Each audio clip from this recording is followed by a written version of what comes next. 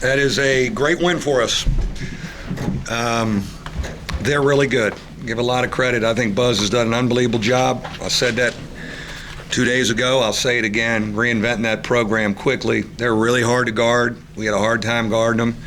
But I'm very proud of our group to do some really tough stuff to escape with a win, because it was one of those escapes in league play. And we're thrilled to be 4-2, and we're fortunate to be 4-2. What were the priorities at halftime? Could we keep them out of the lane a little better? I thought we did that a little bit better. It was such a flashback to the Marquette stuff where they're coming at your gut. And I'll say this, with the new rule, it is really hard to guard guys that have just made their mind up even to force a drive now. And, I thought we did a better job rotating over. We did a better job on the ball screen. We were a little stronger there to get enough stops to escape. I thought we did a really good job getting to the bonus quickly in the second half and then driving the ball. And I thought Demetrius and Steve were fabulous just driving at key times after we moved it a little bit.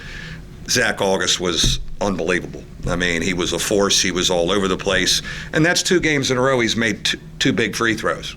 I think that's growth for him. What was different about Zach after halftime? It seemed like he was a different player. Yeah. I give him. I really have liked how he's led. He has taken responsibility to kind of talk to guys. He was great He was great at halftime, and it was a frustrating halftime. And he was great throughout the second half, kind of being a calming guy and talking positively to guys, and I give him a lot of credit there. But he really wanted it for his team, and he went and got it off the backboard to do it. So second half, against Virginia, maybe he was quiet that game. Yeah. And here he was a little bit. Yeah, he's a little more vocal, and I think he's really been that for us. He's kind of. I thought last Wednesday, which was a key game for us, we're 1-2 in the league. I thought his leadership was really good. He kept us positive. He was talking to guys. He was talking to Demetrius. I think he's grown in that area, and he was like that tonight. Coach, including the second half against Pittsburgh, you see a switch in mental toughness from this group where doesn't matter if they get down there, there's an attack mode. I think these last 3 games for us were all hard games, and we had to be mentally tough to figure out how to win them. And so I do think we've grown in that area. Tonight was the ultimate. I mean, there was nothing really, every time you cut that thing to one possession, they make a big play, or we foul in an N1, or we get screwed up on a matchup and they hit a 3 down the corner. But we kept coming back and kept digging, and I think we've grown in that area. You went to Pfluger pretty quickly, and then he ended up paying dividends defensively in the second half. What does he add to the group? Rex Pfluger is so key for us. What an energizing defender. And now you have him and Vestoria that are really amazing defenders and position defenders and help defenders. He is a fearless guy. He sticks his nose in there. He's really a key for us. And he was in every key defensive, but he'll only become more important. How does Demetrius find a different level with 4 minutes to go? Yeah. All of a sudden he's a factor. Seth Allen is a really good guard. People, he was off the radar because he sat out he played at Maryland. He kicked our butt 2 years ago in College Park. All these guys love coming after Demetrius. They've heard all about him. They've heard about his NBA draft stock. They watched him play Saturday. They heard what the Duke coach said about him. Seth Allen couldn't wait to get his hands on him, and he gets that continually. That's exhausting. He defended him, and Seth Allen was hard for him to guard, but I thought down the stretch he took over the game with his drives, and we ball screened for him, and he made great physical plays to not let his team lose. You talked about your team hadn't really had to prepare winning 2 in a row. Now they're going to have to prepare winning 3 in a row. Especially when you're taking on a team like Boston College. Right. On a number of points. Yeah. Well, I talked to him there. I think for us, we can't fall into the trap because of the score of the first game of Boston College. I think we're smarter than that and more mature than that. And we also know we got a nice little thing going right now. With the win tonight, we put ourselves in a pretty good position in the standings. To get to 5-2 in the standings would be huge.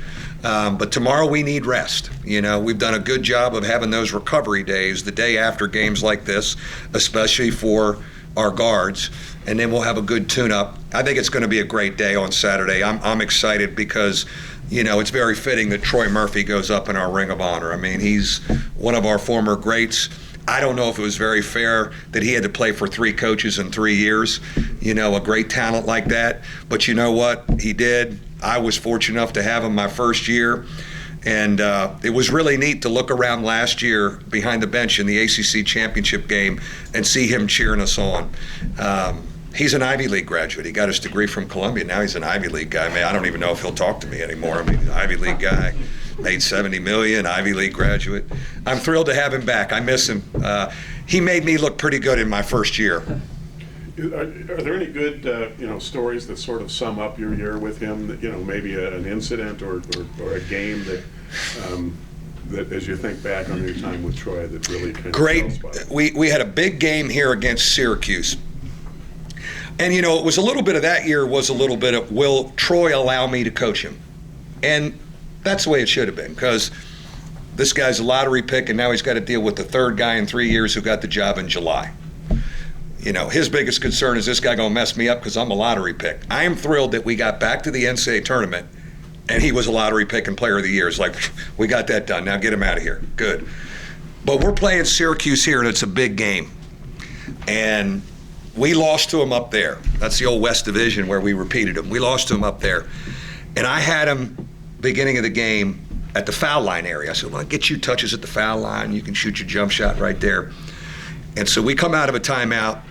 It's about 7 minutes ago. Great game. Billy Seelig was their big guy. I remember it like it was yesterday.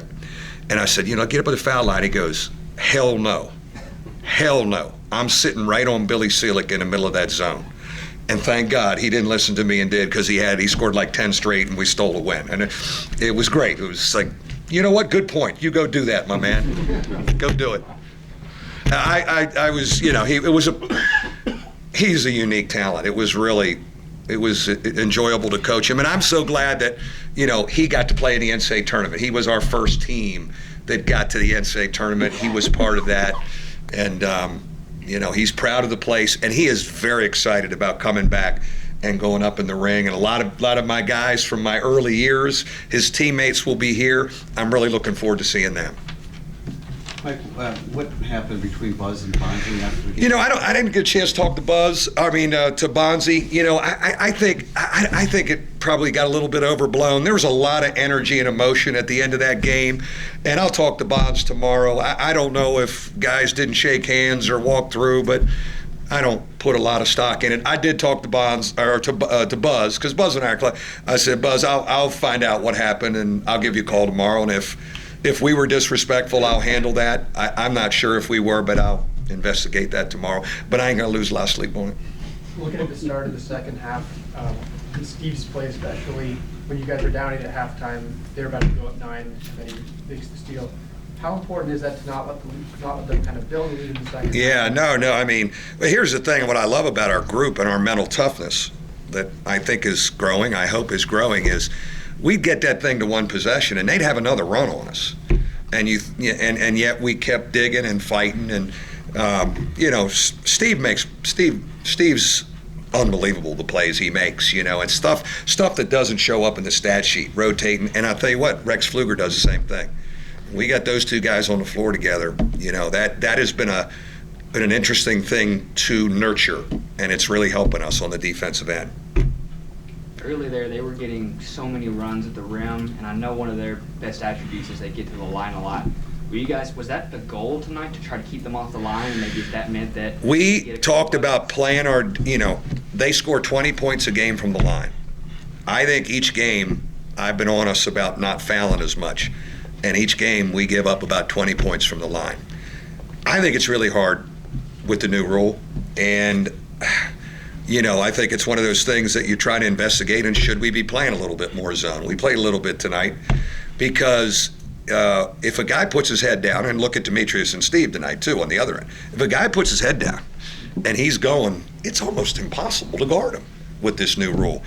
20 points from the foul line is a lot to absorb, so I'm not quite sure how to attack that. I think we got to talk about that here tonight. Thank you, guys. We'll see you Saturday.